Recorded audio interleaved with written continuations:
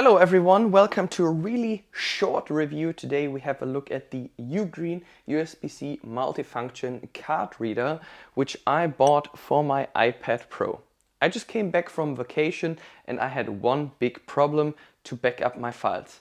Of course, I have a USB-C hub with me, and this USB-C hub squeezed out the battery of my iPad Pro. So I decided to get this one for my next vacation because it will probably use less battery on my iPad Pro instead of my USB-C hub, which already runs with 100 watts, just to back up my files. As we turn around, that's the module number, input USB-C, that's clear. Output, one SD card slot, one TF slot, so that's a micro SD slot.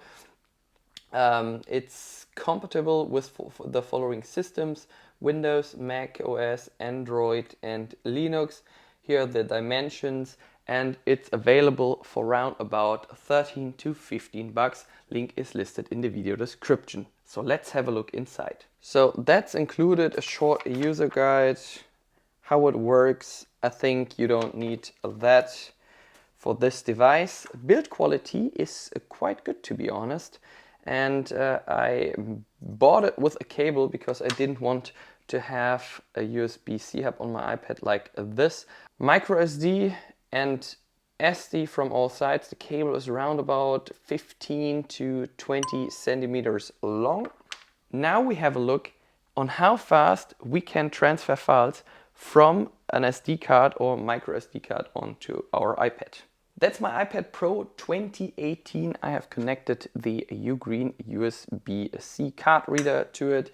Here are two cards. That's an SD card, which I used on my Canon EOS R. So I took some RAW files, so as some video files, and here is some drone footage on the micro SD.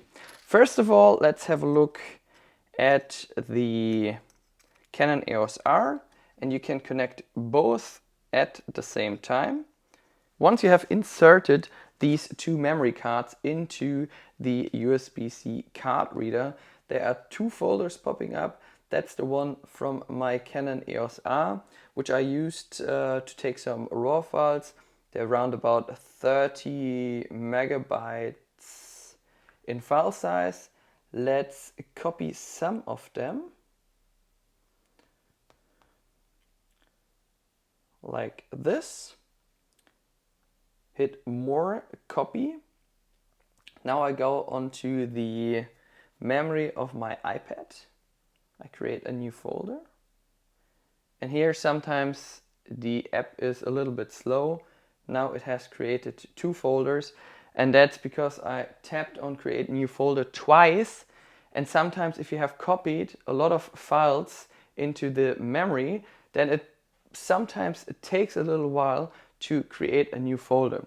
However, let's call it EOS R.